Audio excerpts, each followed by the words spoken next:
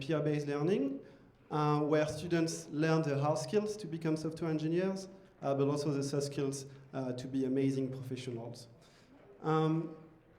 The school has been changing quite a lot.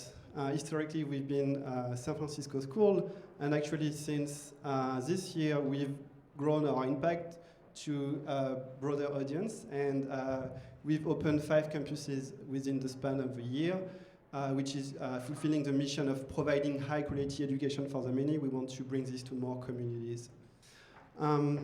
As a school, we always push to provide an education that will get students an amazing jobs, and within the scope of the fourth industrial revolution, this means developing cutting-edge technology curriculum. So in last June, we announced our AR/VR curriculum that we built in collaboration with Unity and Ubisoft. And today we are very proud to announce our new machine learning curriculum that we built to get more talent into the industry. It's highly needed, but one thing that's very important is that the industry doesn't just need software engineer. The industry needs them to have ethics, to have diversity of thoughts, of background, so that we are not building broken machine learning algorithm. And the panel is gonna discuss this. Without further ado, I will leave the stage to Kim and the panelists. Thank you, enjoy your night.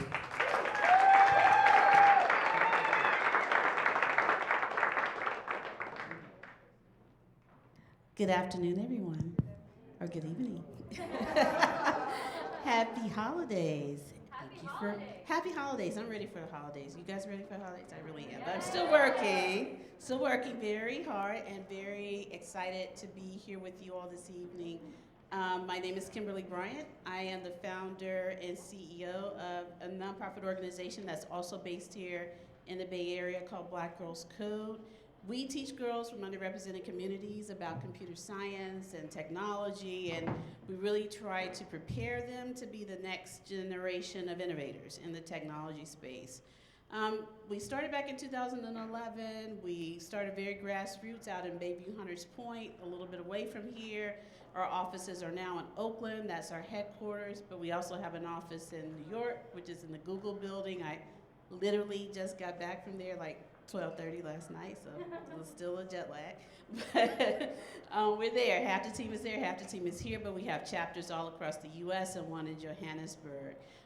We found ourselves being introduced to the team at Holberton about this time last year, I think it was, and we really fell in love with the team and their passion for technology. And the team is just full of good people.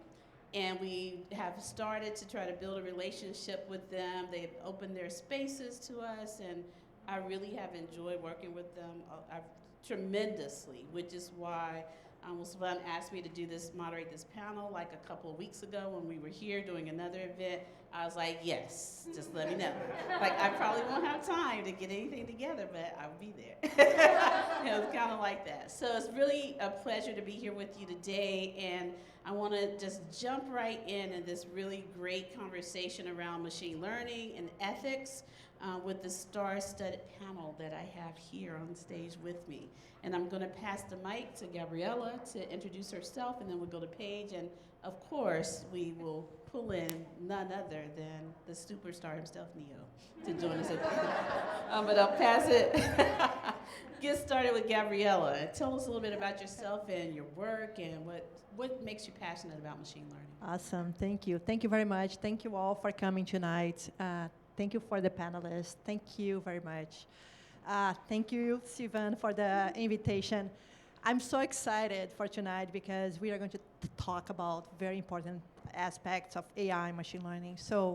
But let me introduce myself. So my name is Gabriella D Kira. I'm originally from Brazil, but I've been in San Francisco for, I've been in San Francisco for the past 7 years, so I moved from Brazil to here. So what I do, I work as a machine learning manager. I have a team of 10 open source developers, and all we do is free open source, and the goal is to create tools so people can use deep learning without prior knowledge. That's my daytime work. My side project, which is not as much side project anymore, is an organization that I found in 2012 after I'm moving from Brazil to San Francisco that is called Our Ladies. So R is a programming language, pretty much like Python. I think the majority here knows what Python is, but it's a programming language for like data science, for example.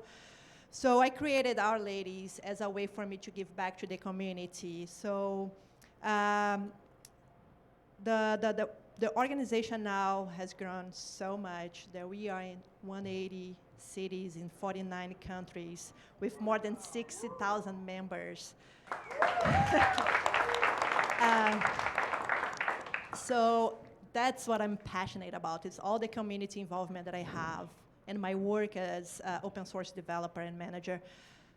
But with the whole thing around AI and discrimination and bias and ethics, all the risks and the whole conversation around facial recognition that is going on right now, I felt the need to do something. I said, I cannot be here like doing my work and not do anything else. So I created a new project called AI Inclusive, which you all should check. It's ai-inclusive.org. And the idea is to bring more diversity into the artificial intelligence field. So we know, and we are going to discuss tonight about the whole diversity issue that we have in AI, the whole thing about bias. We just had the launch last week in San Francisco, this week in Rio de Janeiro, Brazil. So that's pretty much what I've been doing. Thank you. Awesome. Give it up for Gabriela. Good, pass it to Paige. Excellent. So thank you to everyone for having us here today to talk about this issue. It's really near and dear to my heart. I'm Paige Bailey. I'm a product manager for TensorFlow at Google. In case you haven't heard about it before, TensorFlow is the deep learning framework that's embedded into every single Google product. So if you've ever spoken into your cell phone and seen speech translated to text, that's TensorFlow. If you are playing with the really cool style transfer demo outside, that is an example of what can be powered with TensorFlow. If you've ever sort of seen search do auto-completion on google.com, congratulations, that's TensorFlow. So that is what I get to spend my daytime work on today. And what I really love about it is that it's open source. So anybody can download it, anybody can use it. We've had something to the effect of like 4.7 million downloads since we open sourced it in 2015. And it's now on more than 2 billion devices globally. So it's been really exciting to see that grow. Before I came to Google, I worked at Microsoft in the office of the Azure CTO, so doing work with machine learning there, and also worked as a machine learning engineer for a little bit over a decade at NASA and the energy industry, particularly in helping find more sustainable ways to use energy and to extract it. So it's been really kind of an interesting ride. I'm particularly excited to talk about AI Inclusive and some of the tooling that we've built at Google as part of people in AI research to help you understand your model's internals and to also inspect them and to understand any bias that might be in your models. So let's get started, I guess, after Neo. It's like,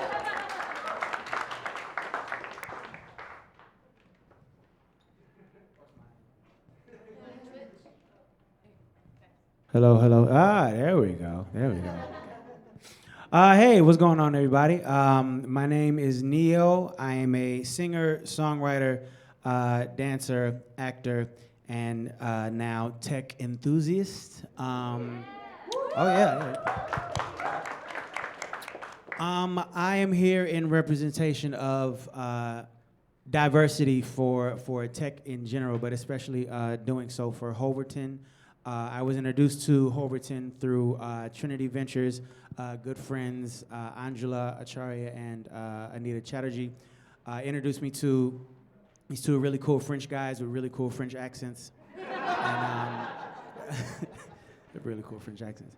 And to Holberton and just what Holberton is, and I was all for it, you know.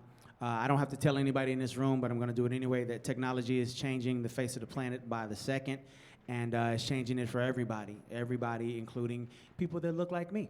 So they brought me in to try to help just bring a bit more diversity to what Holberton is, and I feel like it's been working since I got here. Holberton's African American enrollment went from 5% to 11%. Yes, please clap for me for that. Thank you. Yep.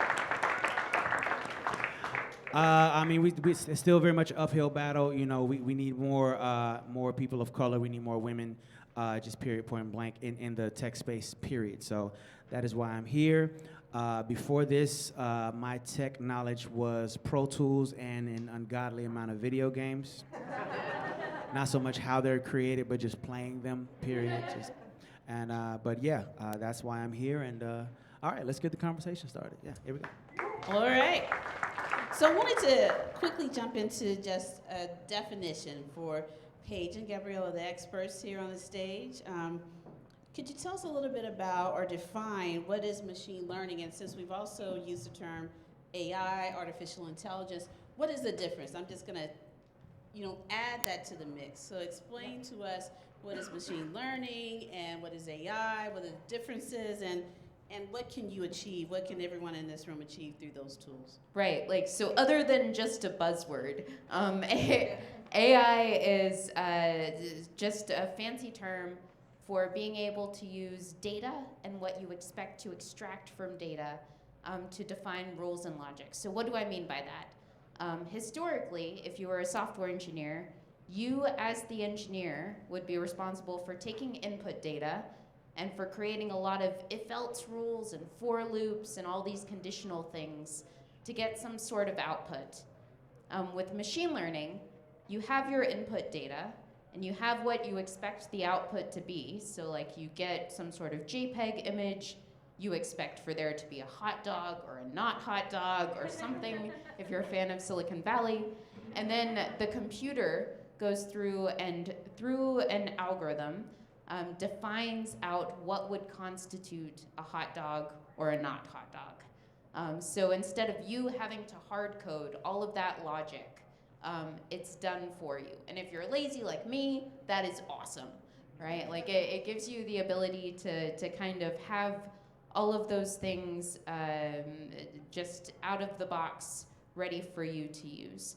But that also means that you have a lot less control over the kind of programs that you create. And machine learning is a family of algorithms that is a subset of AI. And AI is really just any program that allows a computer to mimic human behavior. So you could also imagine creating an AI program that you just say hello and you can hard code a response back. But machine learning is specifically the ability to take data, to take your expected output, and then to generate back those rules and logic. Does that make sense? Or? Yeah. Sounds good to me. Cool. I don't have anything to add. I think that was a beautiful lecture. But one thing that I want to add is like everything like here in your home, in your cell phone, it's all based in AI. Your email, your Google Assistant, Siri, like everything there is AI going on the background. So it's everywhere. Since you all blew through that question, I have a follow-up.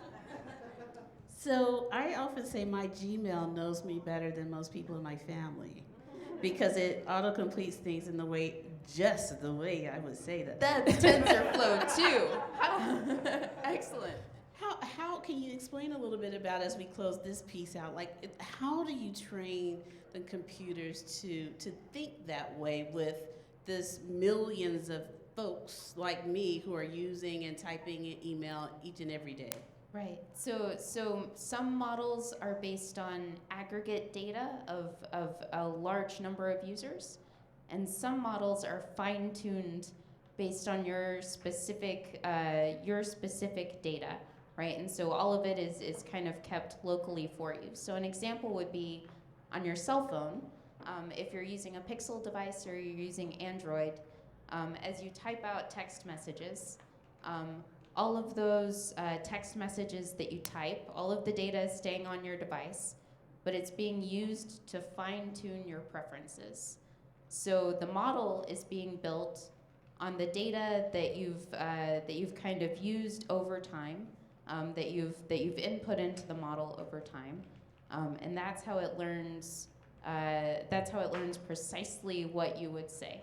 So whenever I type in, I want a pizza with mushrooms and with sausage, that's because it knows that that's my favorite kind of pizza, sort of thing. But machine learning models, it's also important to note that they can only learn from the input data that's been used to train them. So if there has been a scenario that is completely sort of unprecedented, right? A machine learning model could never be so creative as to think of that, right? Like, as humans, we can think of things and do things that nobody has ever thought of before. Machine learning models are kind of forced to only keep doing what they've seen historically. Yeah, they only know what you provide, right? That's fascinating.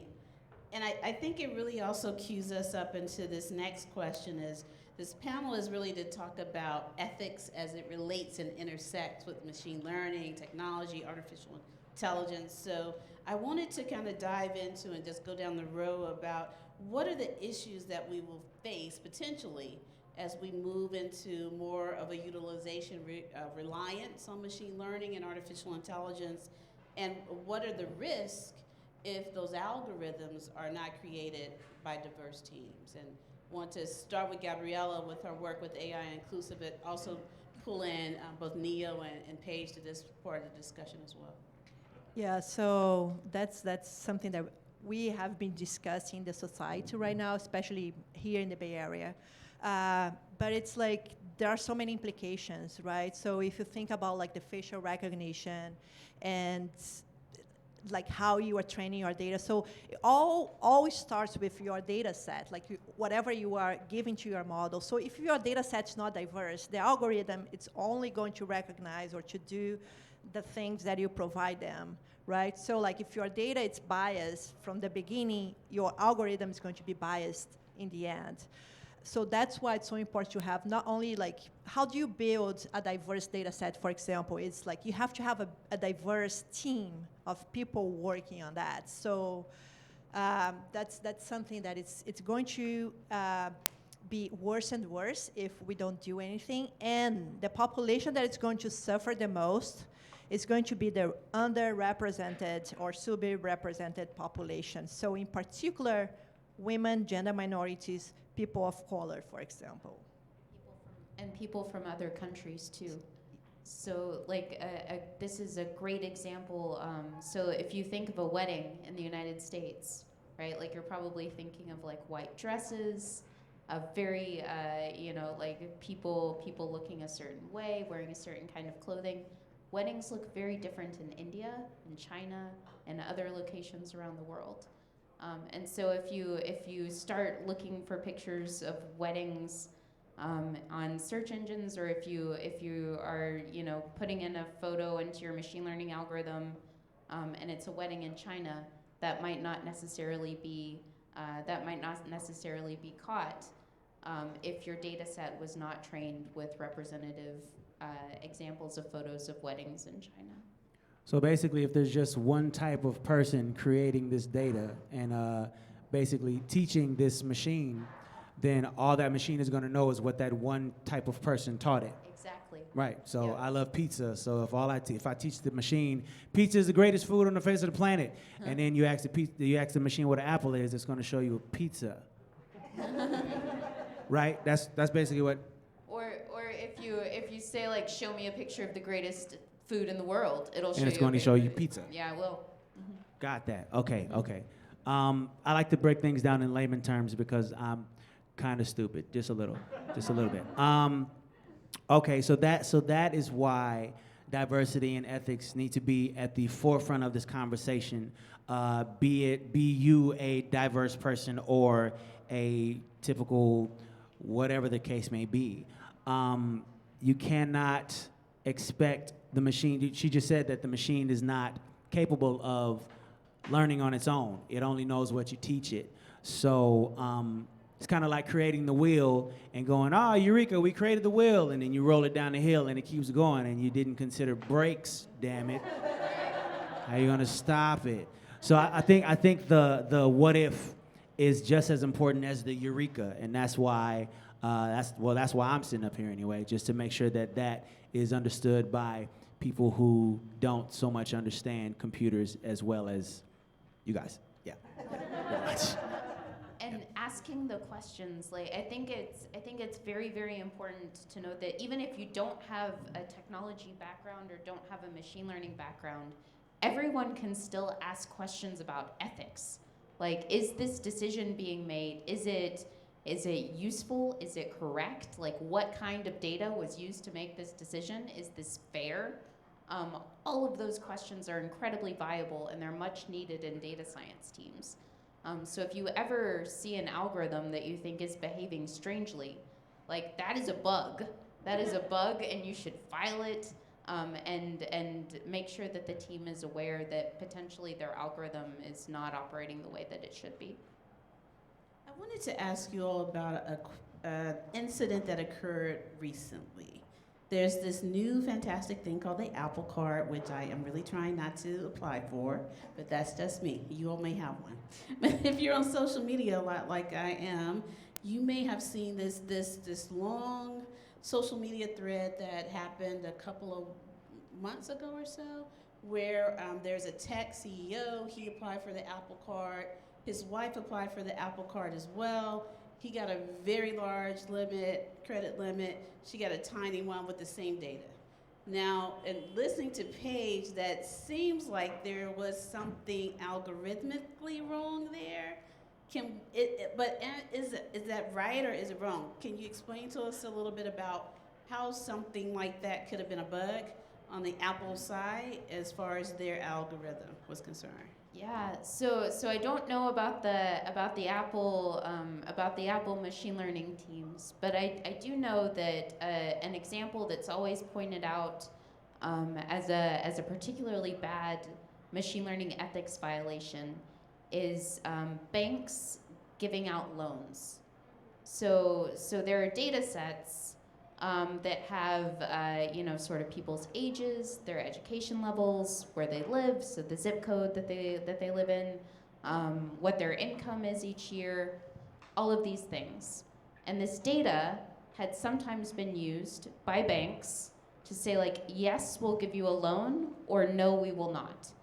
And they'd been using that data, that historic data, as examples of people who had paid back their loans on time or who did not pay back their loans on time. And they built this model, and they were getting back results. And what they didn't know is that things like income levels, education levels, and zip code were all indicators of race, of socioeconomic status, of sort of gender, like if you were a stay-at-home mom, all of these different things. And so this model was inherently biased, and it was preferentially giving loans to white men with high education status, high job brackets, then not giving loans to people from low socioeconomic backgrounds and women. Yeah, one thing interesting on that front, the Applecart is it's such an old problem, and like how come they didn't find out about this before, right? It's such a, like, that's the first thing that they would, check. But then the other issue is like, okay, now they found out that there is something about the algorithm that it's not doing what's supposed to do. Then they go to the Applecart, but then Applecart says, no, it's not my fault. The bank issued the cards, so they are responsible. And then the cards say, no, we don't know what's going on. It's a black box model, so we don't have anything to do about it. So that goes to the next thing is like, who is responsible for this? Who is paying for the issues that we are facing? So what's your answer to that for everyone on the panel? How do we address these barriers when it comes to ethics and how the algorithms are created and who creates them? What's the answer for that? So I know that many countries are considering legislation, so making it so that algorithms have to have some sort of explainability associated with them if they're deployed into production. At Google, we are working on something called People in AI Research by Fernanda Villegas is leading up that effort, in addition to Tim Nikabru, who founded Black in AI, and who does a lot of really, really excellent research that's socioeconomic related and just in general.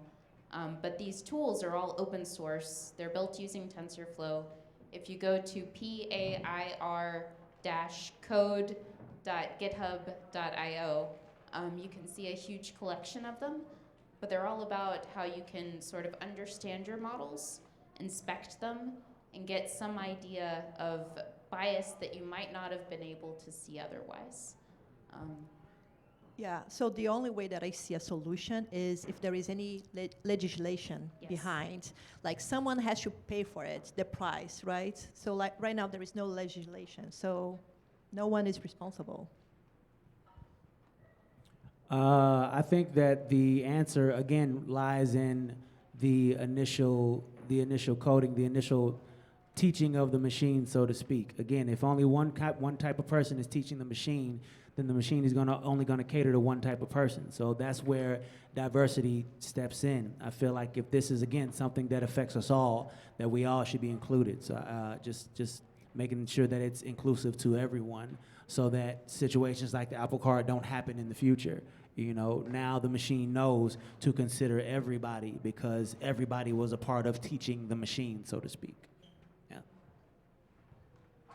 I think one last question on this one I would love to get your thoughts on is when we talk about ethics, I think we're interrogating this conversation around ethics now as it relates to technology and AI, but perhaps we're at an interesting point in humanity where this conversation around ethics goes a lot deeper. And I often wonder about this in my work in particular because I work with young people who are growing up in this time, which is so much different than what my environment was, what was happening around me at the time. So can you speak a little bit about what you think, and it doesn't even have to be your work per se, on this moment in time that we're in now, as we're going into a new decade, and how ethics, or the lack of ethics, it really it impacts so much of our life, not just in technology and algorithms, but in the political sphere, and how there's income inequality, all of these things, and how important it is it for us to make sure the next generation has a firmer, perhaps if that's what you believe. I don't want to put words in. Well, how do you think this impacts the next generation that all of us will be engaged with in this conversation around ethics in particular? So my take on this is we'll have to incorporate this into the education from like the very early ages. They need to be aware, right? So from the very, very, very bottom. Another thing is like, I think when you are working with this, especially in tech, you are going to have a variety of people from different backgrounds, very diverse. So you're not going to have only like machine learning engineers, computer scientists, data scientists. You're going to be surrounded by philosophers, psychologists, people from the humanity discussing these issues, right? So they are all going to be together, come together as a team. So then we can, that's the other thing that I see. So the two pieces, the education piece that is going to be incorporated, and then the team that is very diverse, where they are going to be discussing this. And I think it's also important, like, kids are so amazing now. The things that high school students are doing to found their own companies or to sort of do things that change the world, it's really, really exciting to see. And they also, it's also really kind of important to note that you can have global impact now. and be able to impact. So for TensorFlow, for example, we just recently had these documentation sprints that were intended to just be kind of, docs are a great way to contribute to open source. So we gave places $300 to buy food, to get together, to have a party, and to contribute to open source documentation. And kind of not at all expected for me, we ended up having these doc sprints in over 100 locations globally, including 48% in Africa. And so all of these people were getting together and having this feeling of community. And I was so shocked as people were tweeting, pictures of these experiences, and I didn't see laptops in every location. I saw people on cell phones. I didn't see people on laptops. And it's partially because they were making pull requests on GitHub from their cell phones to make modifications in the documentation. Like people were, there was one example in Buea where 12 women were working together on a documentation sprint. The power went out halfway through. It came back on at 11 p.m. and they picked right back up and started submitting PRs again. And so just sort of understanding that people are coming from different sorts of backgrounds, that people have different resources, and to be able to make sure that all of your products and the software you create and the models that you create work for all of them and for those unique contexts. So just being empathetic, I think, is going to be huge, and teaching that to kids and making sure that everybody operates in a similar way. I think the conversation about children is very, very important because, to coin the phrase, they are absolutely the future. So I'm in the music industry, right? I can recall a time where, as an American artist, you put out an album in America, right? And you would move around touring for that album in America, and then it would take a good amount of months before people in Europe got the album, before people in China got the album, whatever the case may be. That is no longer the case. Now everybody kind of gets everything at the same time. So the internet and technology has, in a sense, made the world smaller. Like, there is no excuse for the ignorance anymore. Like, for anybody to not include other cultures or people from other cultures in anything and everything just absolutely makes no sense. Like, it's purposely done at this point. There's no excuse for the ignorance anymore. We all know that we are not alone. We all know that the way that we do things is not the only way that things are done. And I feel like in that AI is the future, I'm just gonna say it again, in that AI is the future, everyone needs to be included in contributing to what this AI is. If machine learning is the future, then everybody needs to be included in teaching these machines whatever it is that they're gonna know, so that the machines know to include everybody. So that there are no algorithms that are biased, so that there is no cyber racism anymore, so that none of those things exist. Again, it only knows what we teach it at the end of the day. So I feel like it's not so much a technology problem as it is a human problem, and us just realizing that we're all here, none of us are going anywhere, so we might as well get along and include everybody in everything. Again, that is Neo speaking in layman's terms because I don't speak computer. Awesome. So I want to pull the audience in here for some questions now, but before I do, I wanted to give each of you a chance to give any final thoughts about your thoughts about machine learning and ethics, what you would like to leave with the audience, any challenges to the audience around ethics and AI and machine learning, just your final thoughts and really the top of mind for you on this topic right now. So for me, it's like, come join AI Inclusive. Let's make this community more inclusive and AI more inclusive in general. That's my takeaway. Awesome. So my takeaway would be, if you're building machine learning models, or if you're interested in building machine learning models, go to pair-code.github.io and make sure that you put those models through the unbiasing tools if it's dealing with any kind of human data whatsoever. to understand how it's making its decisions and to sort of make sure that it's not biasing against certain groups. My takeaway is to join Holberton, damn it. Yeah, enroll. Absolutely, where we reinvent the wheel and consider the brakes at the same time. All right, I think there's a mic somewhere in the audience. Are there any questions? Do you have any questions out there for the panel? Yes, we got one right here in the front. So one of the things I was thinking about as we were talking about, the building AI is, the founding fathers put together the Constitution, and they did it in such a way to benefit themselves and people that look like them for centuries to come. And I wonder if it's sort of naive of us to believe that the people that have the power right now are not incentivized to do the exact same thing, right? Like, organize it in such a way that, 300 years from now, it benefits you and people that look like you. And how do we think about that? Because I think it's nice to have these conversations, but I'm just not sure that an incentive for the people that have the power actually exists. Who wants to take them? Gabriela? You don't know? Paige?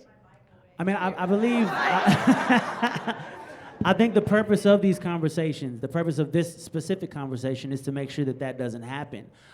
We are in this room aware of the fact that the future is coming and that AI and machine learning is a part of that future. So I think to prevent that from happening, more conversations like these need to happen. The people in this room need to take this conversation out into the world, into your collective groups and whatever the case may be, so that that doesn't happen again. I believe that that's why we're meeting like this in the first place, is so to ensure that that does not happen. Absolutely. And to make sure also to let your politicians know that you would be supportive of legislation that would detect bias in machine learning algorithms. So Europe is, I think, championing this right now. One of their recent politicians stood up and said, we want to have ethical AI within the next 90 days, and at the end of this, we're going to have legislation in place so that no companies can have algorithms in production that bias against certain groups. I would love to see more things like that in the United States. And I hope that we do have legislation to that effect soon. Yeah, I also think that's so hard to come from the top, right? So we have to have this discussion, and then luckily they will be aware. But normally it doesn't come from the top. It comes from us here getting together and having this conversation and then fighting for it. One thing I would add is that that gives me hope is that I know a couple of months ago there was a congressional hearing on AI that AOC, a couple of hearings that she facilitated. Yeah, and I'm really encouraged by this new generation of legislators because they are users, they are digital native, they are aware of technology and technological impact in a way that some of our more mature and senior senators and legislators are not. And so for me, I think of this work in terms of really getting the next generation ready, sort of like what Neo was saying, so that they have the knowledge when they're ready to move in those different areas of leadership, and also really leveraging those folks like AOC that are in position now to push some of this legislation forward and are reaching back into the community of those folks that are working in the field and are the experts. Like I knew a couple of folks, more than a couple of folks that testified during those hearings from the technology world, and they were tapped by AOC and to come in and speak to that. So I think that's to say I'm hopeful, but I agree with you that we're talking about systemic change, and systemic change is very difficult. So we have to understand that. But I think it's imperative that we understand the tools, and then we know how power works, and we utilize these tools to move the power structure in a way that'll create more equity for everyone. And we got to keep pushing on that. Anyone else? Oh, Sylvain, you got a question? Are we over time? One more. Okay, one more question. Hello. First of all, thank you so much for being here. I do actually work for Holberton, but my question is, yeah, but I do have a real question. This is not a plant, I promise. But so I work with students who come in with little to no experience, and so these students sometimes feel like they have nothing to contribute, which I totally disagree with. But how can we, as with limited or no experience in the tech field, make contributions to this because it's so important to all of us? So exactly what Paige was saying, right? So do you want to talk about the documentation, for example? Yes, so documentation sprints are a great way to get involved, but also everyone, no matter what your background, you can ask questions about algorithms. If you, just as you can question the ethics of any other person in this world, right? So sort of helping our students understand that even if they are coming from a limited technology background, they can learn that much quicker than they can learn sort of how to be an ethical human, I suppose, right? So if and they're coming at it from their unique perspectives, like Gabriela was mentioning. We need philosophers, we need environmental scientists, we need musicians, we need everyone to sort of bring their skills to the table and to use technology to augment those talents. We need you. You said you Yes. work for Holberton, right? Awesome. We need you, damn it. Yes, Yes. yeah. And educators like yourselves. And thank you so much for the great work that you're doing and sort of helping these students on their journey to becoming machine learning engineers or becoming AR engineers. Yeah, and let me add you something from my personal experience, because I like to come and relate to my experience. So I'm from Brazil, again, like we were talking about computer, like how do you teach them to program if they don't have computers? It's a basic problem. The problem is even further. It's not like, so it's not having opportunities, right? So I got my first computer, I was 24, 25. I learned to program, I was 30. So like we all can, right? What it's missing is the opportunity. So Holberton is giving the opportunity, right? So that's the key thing. Give the opportunity to the people and they will make it. All right, thanks a lot. A big round of applause for our panelists, Kimberly, Gabriela, Paige, and Leo. And Kristen over there is amazing, I can tell you. She's our engineer in residence here at Holberton, and she's making sure that our students are reaching their goal of becoming great software engineers. I really love the end of the panel. I think it's about hope. It's about believing that we can make a change in this world.